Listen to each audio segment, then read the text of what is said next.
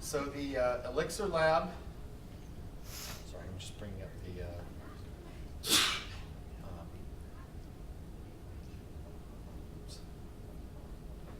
sorry, just bring up the brightness of my own screen so I can see it here.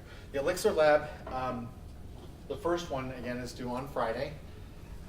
Any questions about that? Anything you're running into with it? Okay. Yeah. Just a word of warning for other people. The one that calculates the area for the shapes, Right. the circle and the square one only have one, and so it's not in a tuple. So you don't put it in curly braces. So it should break if you, Oh, okay. if for the parameters that you're passing in. Normally you have like two sizes, like you have the base and the height for the Right. triangles. Right. So for things that only have one, make sure you don't like try and do a tuple with just one thing in it. I'd forgotten that in the spec, right. So if there's one piece of information, it's just a singleton. Right. And if it's multiple things like height Base and height. width or something for rectangle, it's Mhm. a tuple. Yeah. Good, thank you. Also, one thing just to clarify in terms of Elixir. Elixir is, it's compiled, but it also can run in what's called a scripting mode, where basically it looks like you're running it interactively, but it actually just does a quick compilation and then runs it. And so, if you look in the Elixir documentation, you'll see some mention of .ex and .exs files. .ex are just Elixir files that are meant to be compiled. .exs ones are ones, think of it as Elixir script, where they're meant to be sort of run in a more interactive kind of a way. We're just going to use .exs, and it'll, in other words, we'll just run them like we would interactively, Julia, Python, other kinds of things like that. In other words, just Elixir and then the file name, or fire up IEX and then load from inside there. So just use the .exs extension. Don't worry, it will automatically compile. So if I've already had it in .ex, should I resubmit it as .exs? I think that should work. Let me just double check. Did we put anything in the lab description or the assignment description specifying the, sorry, that's the next one. Specifying the file name, I or? don't think so. We just specified a module name. And so use that file name, but then I think .ex or .exs should work. Either way should work for that. And the TAs can just be on the lookout to add the extension if necessary. I just didn't want you to be confused of, like, do I have to compile it first and then run it, or do I have to, if you just run it with the sort of EXS kind of scripting form, you don't have to explicitly compile, there's no specific compile step. Or did you have to do any compile step with the .ex? I just said IEX based file name. Yeah, That work. and that should work just fine. So I think it will really work either way with either extension, but Elixir programmers will often use that to distinguish which is which, or what the intent is. All right. So last time, just going back to the schedule. Last time we were talking before about this let it fail philosophy. We started talking about building a hypothetical kind of a little system for the Glassomatic company. We got to the point where we'd introduced behaviors, but we hadn't really talked about how to actually make this thing scale. And so that's, I want to make sure to wrap that up, because that's what you're going to need for the next lab. We should still have time to talk today. We'll probably switch topics mid-class then from Elixir and concurrency to principles of garbage collection. We're just going to, that part's very high-level principles and ideas, not diving into algorithms, and we'll start that next time. All right, so let's go back to the examples we were doing. Remember, we had this Glassomatic company. We explored different ways of doing it with sending specifically passing around process IDs. We saw that that had issues if we have to crash and restart processes, or if processes just crash for some reason and you have to restart them. That doesn't really work. So we talked about using a name registry where we can look up the current process ID of different named processes. Problem with that is it just doesn't scale if you have hundreds of thousands of processes, because then you've got to come up with naming conventions and documentation and all kinds of collisions in terms of that namespace. Also, we talked about how if you want to have a system where a process can go down and somebody's monitoring it to bring it back up, we introduced this idea of a watchman, a process whose job is to monitor another process and resuscitate it if it goes down. Again, that doesn't scale if you have hundreds of thousands of processes, because one watcher monitoring hundreds of thousands becomes a problem as well. So we started looking at how we could address that, and we took a bit of a detour towards the very end last time to talk about this idea of this basic idea of name registries, looking up names, restarting and monitoring processes,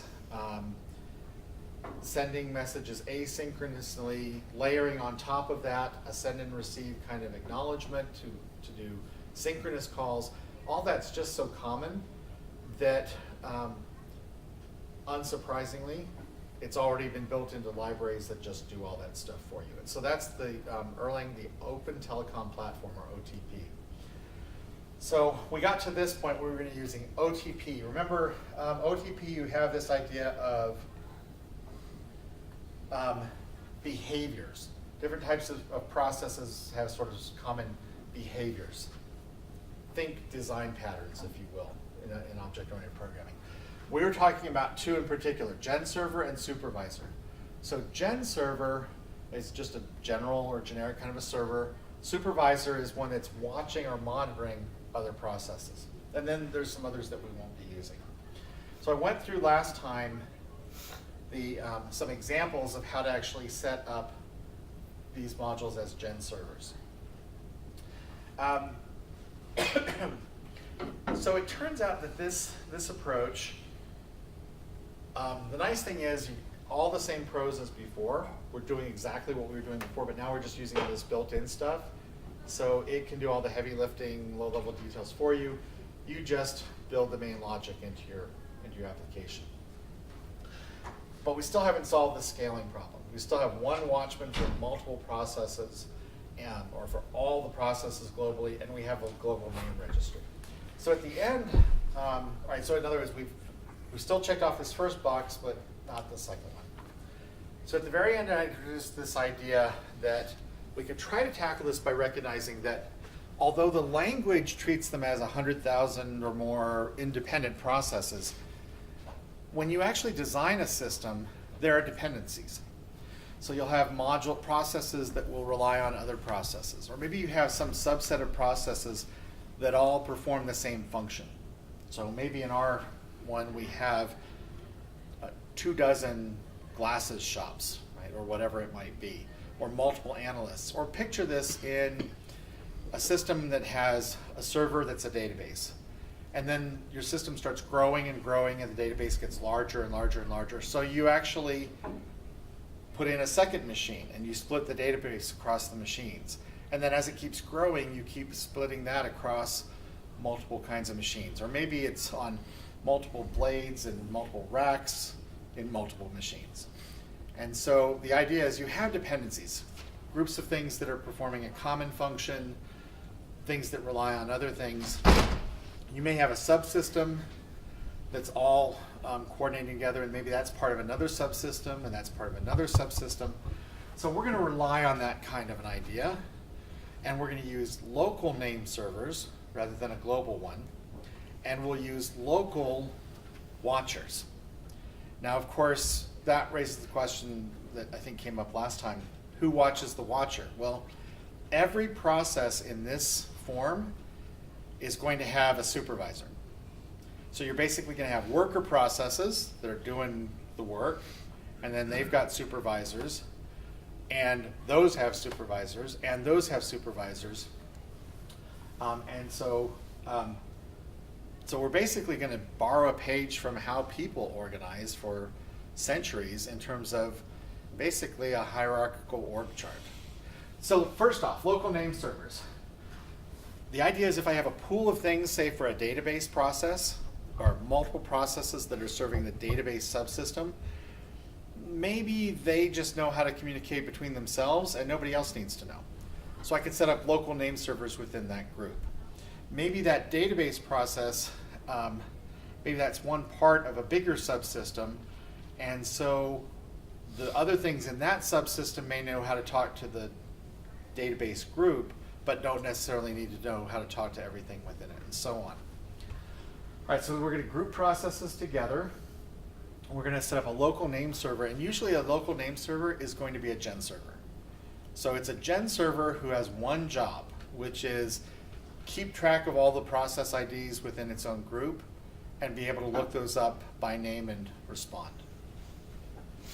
And again, there's facilities that are provided in OTP for doing this kind of thing. The other thing is I can create these API facades. So if I want to actually have this whole horde of processes that are performing some function, some system, but I ultimately want to actually be able to have arbitrary outside clients communicate with it, I can actually create an API where they can communicate through this and then talk to specific servers. So maybe I can expose those IDs or API, but then I don't have to actually expose everything else on the back end.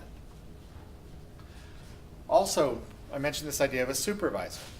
So a supervisor process is one that's his whole job, the whole job of the supervisor process is to watch all the other processes within a pool. Okay. Now those could be workers or they could be other supervisors, and it can be a mix of them. Right, so they monitor sub-processes, again, workers or other supervisors. One of the keys here is that workers are not trusted in the sense of, now this is, by the way, a really lousy business strategy. Trust your workers. But from a process standpoint, the idea is they could go down at any time or flake out or crash or the communication link dies or whatever. And so they'll be monitored as part of this. The other nice thing about a supervisor, so when you organize it in a supervisor tree like this, and I didn't draw this, this is from some documentation about it. Suppose you want to actually shut down the whole system in an orderly fashion, but they're all running in parallel. So who do you shut down first? Well, maybe this system has to shut down before this other one can gracefully shut down. And you can actually architect that into the supervisor tree. So if you wanted to shut down the entire thing, you actually issue a shutdown to this process. And then it issues supervisors, it will shut down accordingly its appropriate subsystems, which will shut down its subsystems, and so on and so on. So you get a nice orderly shutdown from the top down. Now remember, I said every process has a supervisor. Eventually that has to stop. So you ultimately have a single sort of master root supervisor. This is your Mark Zuckerberg, your Steve Jobs, your Bill Gates, the head of the company. But in this context, if you think about it, the main job of the supervisor is to monitor these other processes and restart them as necessary. If you get to a point where this one itself, something has happened that it's serious enough that this one itself is shutting down, it has a supervisor. We just call that a sysadmin. So the idea is that all the others should shut down and restart automatically. This one is the only one that a user would have to actually shut down or restart. Now, that doesn't mean the others can't print out log messages, send alerts, other kinds of things like that if human interaction is required or some human intervention. But that's for you to architect into your design of your system. All right, so we have these supervisor trees. Now remember, they're going to monitor sub-processes and restart them. Now sometimes those sub-processes have their own interdependencies. And so this introduces an idea in OTP of what are called restart strategies. There are a few different, well, there's three main flavors we're going to use. There are some other variants out there. But the main idea is sometimes you have a process that it dies, everything else keeps running, you just want to restart it in place, right? But you can, if it dies, you can just bring it right back and everybody else just functions happily.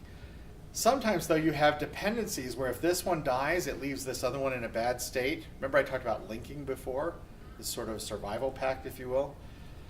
you can build that into it too, where this one goes down.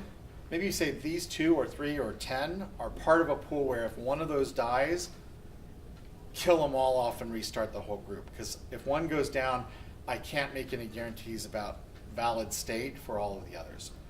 Or sometimes you have sequential dependencies. A depends on B, B depends on C, and so maybe I only have to restart things that are part of the dependency chain, but not other things the other direction. So these are our 3 main strategies. The first is 1 for 1. So we have a supervisor, we have processes 1, 2, and 3. Suppose process 2 goes down, something happens, it dies. 1 for 1 restart strategy automatically restarts that particular module or that particular process. Now the nice thing about these is you actually, when you declare this supervisor supervises these child processes, and so notice now you really do have sort of child processes or worker processes here. You can declare the restart strategy and OTP itself will automatically just bring that process back up. You don't have to actually set up, here's what I'm going to do to monitor it. You just say, this pool of processes I'm going to supervise in a 1 for 1 strategy, and so if one goes down, OTP will automatically restart it. You also have 1 for all. This is the case where I mentioned one dies. There's no state guarantees about the rest of the processes, so if one dies, they all die. Or they all get killed off or sent exit messages, and then restart. So in this case, so again, this one, 1 for 1, one goes down, that one process is brought back up. 1 for all, one goes down, we all go down, okay? And all are brought back up. The other one is the case where there's a dependency, a sequence to the dependencies. So if there's a sequence, again, in this case, suppose that 3 depends on 2 and 2 depends on 1. And so basically, if one thing goes down, everything else that depends on it can be taken down, but things that it depends on are not taken down. So in this case, 2 goes down, you don't just automatically bring back up the 1 process, and you don't need to take them all down. You only need to take down the other things that are dependent on it. And so when 2 goes down, 3 also is then taken down, and then 2 and 3 are restarted. So you see the 3 primary sort of restart strategies. 1 for 1, one goes down, that one comes up. 1 for all, one goes down, they all go down and they all come back up. Rest for one goes down, the ones that are dependent on it in sequence go down, but not the ones that it depends on. Yeah. Is there a good standard for how many sub-processes one process should manage? Not necessarily. Usually it's driven more by, so you notice in this case for rest for one, it's a sequence. When you declare it, you actually say, here is a sequence of things. But what if this one process depends on these multiple other ones? This is where you may want to set up a sub-supervisor that's part of another supervision pool. And so maybe you break it up just because you need to architect it that way. Or maybe you just break it up because you find in practice it's not scaling. Right? So if I have one pool and I find that, okay, I keep growing that subsystem, I keep throwing more servers because that part of the system's growing, finally it gets to be 1,000 servers itself. At that point you might say, I'm going to actually set up some subdivision within it. Okay. But you'll notice companies do the same thing. I'll create another layer of management when one particular group grows too big. But there's not really sort of hard, fast rules of thumb with that. Okay, so here's how you'd implement a supervisor.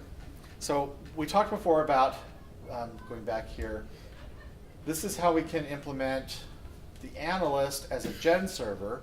And remember, you just simply declare this is it uses the gen server behavior, and then you implement the 3 callbacks: init, handle cast, and handle call. The other behavior is the supervisor one. So we'll define a watchman module that uses the supervisor behavior. It automatically then inherits all the code for supervisors. And in this case, there's 2 main callbacks. One is start link with a name server. And so usually whoever's setting up the supervisor, which is typically its supervisor, it starts up the supervisor. Typically what you'll do is you'll start up the name server, and then the local name server, and you'll start up the local watcher. So every pool will kind of have one of each. And you want those to link. If the name server goes down, that subgroup, that set of processes can't continue to function if its own name server is down. And so you have to kill off and restart. And the way you kill off and restart is take down the watcher, and it takes down the others. And vice versa. If the watcher restarts, you restart the name server. So this starts and links this supervisor, this watchman supervisor, to an existing name server that you create. And then it will then, so this is the callback. There's other things you could do here, but all we're going to do is just simply use a function in the supervisor module, just start a link to that name server. And then, remember how a gen server had an init callback saying, okay, here, start up, do your initialization? Well, the startup and initialization for a supervisor is to start up all the appropriate child processes with the appropriate restart strategies. And all the rest actually kind of happens automatically. So we'll init, and you pass to it the name server so that you can register names to it. And then here's the form. The keyword is going to be a function called supervise. So we will build a list of worker processes. So what we're going to say is create a worker process using the shipping module or code and register that with the name server. And then create one for the optics shop and register that with a name server. And create one for the analyst and register that with the name server. So what happens is when we say worker analyst, then we give the name server to register the name with, that will go back to this analyst module here that we created and fire that up. Make sense? So child or worker creates a worker process. You give it the module that runs the code for that process, which again, this would be typically gen servers. And then the name server, and so that basically when it creates that process, it registers the name accordingly. And then, once you have an array of worker processes, you say, I now want to supervise that set of child processes using a restart strategy that is rest for one, okay, or whatever strategy you want to use. So this is going to be the template you can use for the supervisors that you're going to have to create as part of the next lab. So what this will do is if we set this up this way, we now have sort of an API facade to the customer. The customer is now interacting with this, but sitting off to the side is a local name server that's handling the names of these and communication between them, or so they can communicate between each other. And then there's the supervisor that we've just created. So a customer sends a request in, it gets routed into the analyst, which is using a gen server, that sends it to the optics shop, that sends it to the shipping shop, which sends it back to the customer. Now notice that we did this with a rest for one strategy. So if one of these goes down, if the optics shop goes down, we actually restart all the previous things. Sorry. So there's a dependency chain here, so one goes down, we restart the others that are dependent on it. And again, the choice of restart strategy just depends on the nature of the system you're architecting. For the lab, we give you that. So let me show you then, all right, so basically we've now hit our goals. We can actually bring things down and restart them, and we can also do this in a way that scales to hundreds of thousands of processes. So this is what Elixir does with OTP, this Open Telecom Platform. One other nice thing, by the way, all the GenServer code and everything is hot swappable. So you can always just change the code on a process while the process is still running. Now, if you think about that, that should be obvious, because worst case, if the process is designed to be restartable, I bring it down, I restart it with the new code. And it effectively means I can actually swap in new code for new processes, and the whole rest of my system stays up, which is a really important property. You don't want to bring all of Amazon down because you want to install one new feature in one particular piece of it. All right, so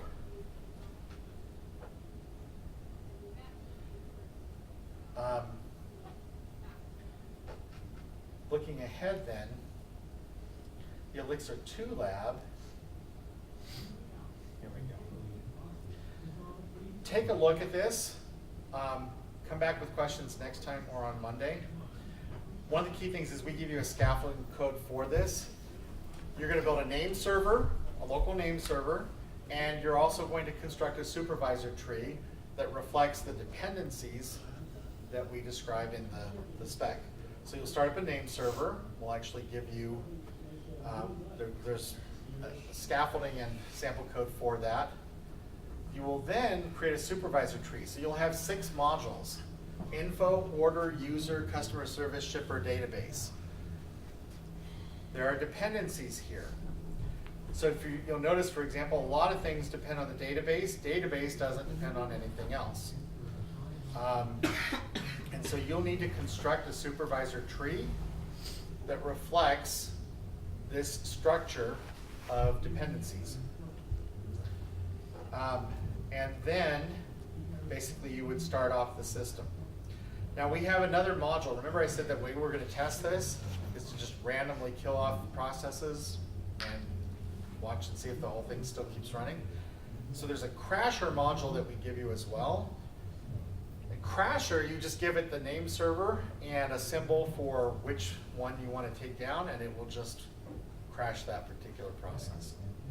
And then our autograder is just randomly invoking Crasher on different modules with different levels of frequency as well. So there's not time to go through every bit of the scaffolding code, but you'll notice the scaffolding code is, here's a database that uses GenServer, and you're going to have to actually do some of the work for that. And then customer service, we give you a template here. And so we actually give you the GenServer code, we actually give you the GenServer code for the different modules. You're not having to actually design those. Your job is to build the name supervisor, or the local name server, and the supervisor tree, given these modules. So use all that scaffolding. Don't worry if you don't understand every single bit of it. Just use these GenServers as we built them. And then here's this Crasher module to test out, does your system stay up? Questions on that? Yeah. So I think I'm confused about local name. Yeah. For that Santa Claus sending messages, was that whole thing? So that one didn't use name servers at all. That was just a straight communicate with a process ID. So if you think about it, when you start up the process, the North Pole process, and you got a process ID back, you have to distribute that process ID to every single child in the world who wants to write a letter to Santa. And oh, by the way, if the North Pole crashes and you get a new process ID, you've got to redistribute that to every single child who still wants to keep writing to Santa. So the whole idea of the name server is to avoid that. But so if you were doing that example, you'd have a name server where people can say, Timmy can just write to the North Pole. The phone book, is that what it's? Yeah, that's the phone book kind of idea. We're taking that phone book and moving it basically from a global phone book to local phone books for each subsystem.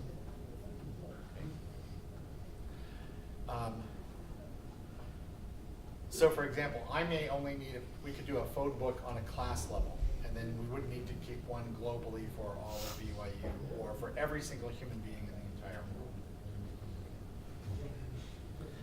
Any other questions? Okay. So I want to use our last little bit here. I want to just introduce, so we're going to switch at this point to talking trash. No, we're going to talk about garbage collection. So this will be the next unit of the class. We're going to talk about this week and all of next week. You've probably seen garbage collection before. You all know what garbage collection is, right? What we're really talking about is automatic memory management. When you first, so let's see, you had 235 in C++, right? Okay. How much time and code and effort and pulled hair went into making sure you managed your memory and freed it up when you weren't using it, right? And how many of you wished you were using a language like Java that does the garbage collection or the management of the memory for you? Now, last time I taught this class, I had one guy who was just a die-hard manual memory management. I can do it faster, I can do it better. It's like, yeah, if you want to. It's just a pain to do all that.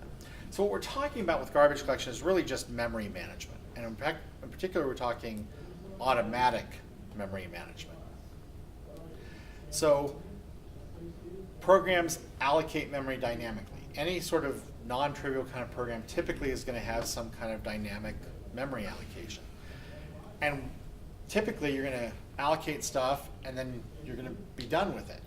So you can remember to free it up right away, but then that leads to all kinds of issues of, all right, what about this one chunk of memory that's now being used by 5 processes?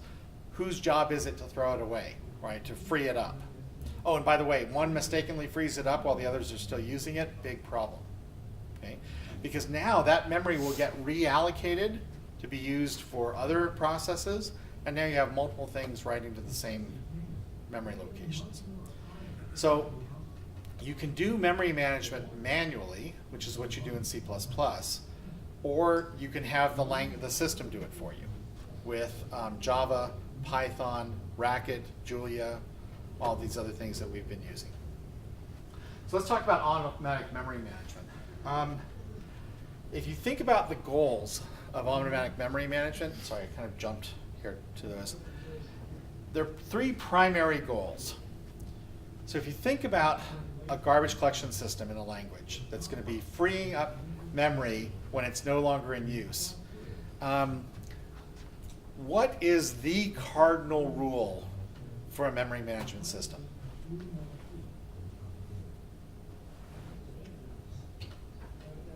Yeah. Don't free up memory I'm still using. Exactly. Thou shalt not free up memory I am still using. Okay?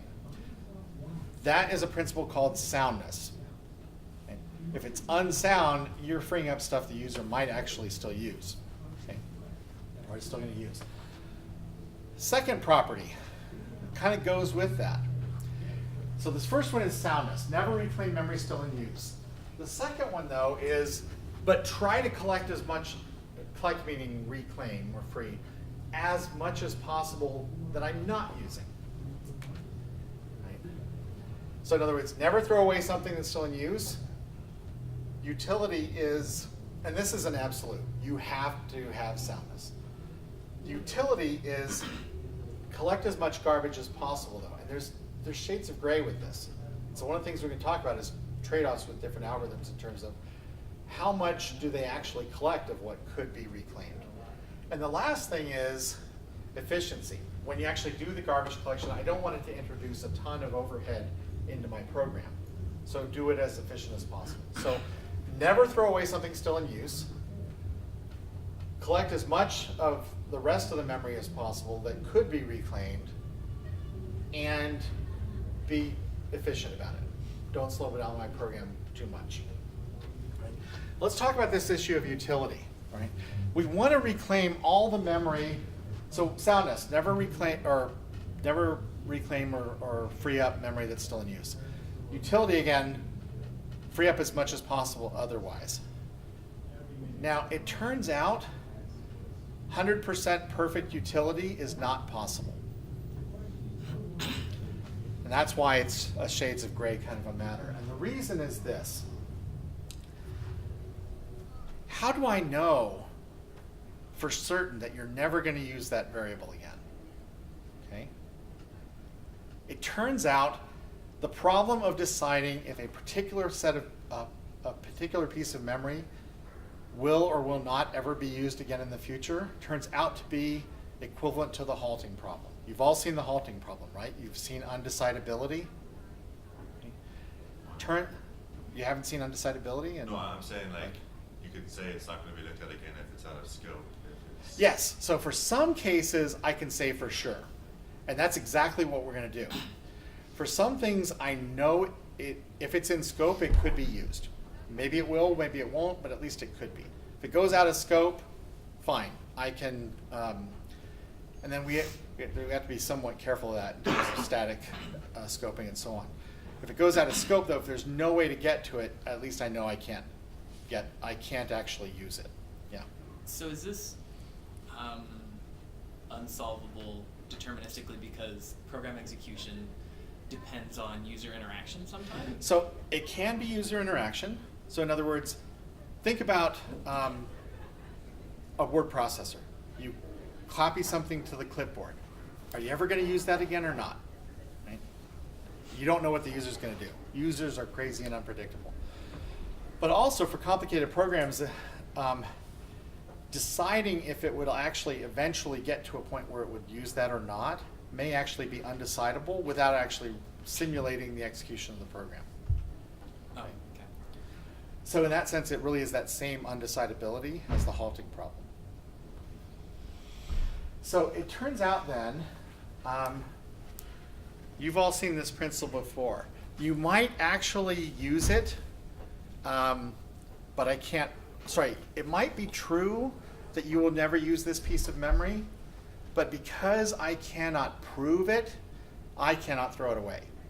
Right? So there's a fundamental principle that actually comes up in a lot of things in computing and math and so on, which is there are things that are true that are not provable. Okay?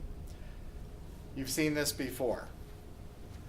Things, not to have a perfect knowledge of things, you hope for things which are seen, which are not seen, which are true. In this case, our collector can't go by faith, though. If it cannot prove deterministically that you definitely will not ever use this again, I cannot throw it away. And so if you go back to these goals, you have to achieve soundness. You want to try to achieve as much utility as is actually possible. And it's going to turn into a trade-off. Maybe if I was willing to spend more time determining whether you're going to use it or not, I might be able to determine it, but I may not be willing to pay the runtime overhead for that, and vice versa. So we're done if you need to go, but yeah, I'll take this question.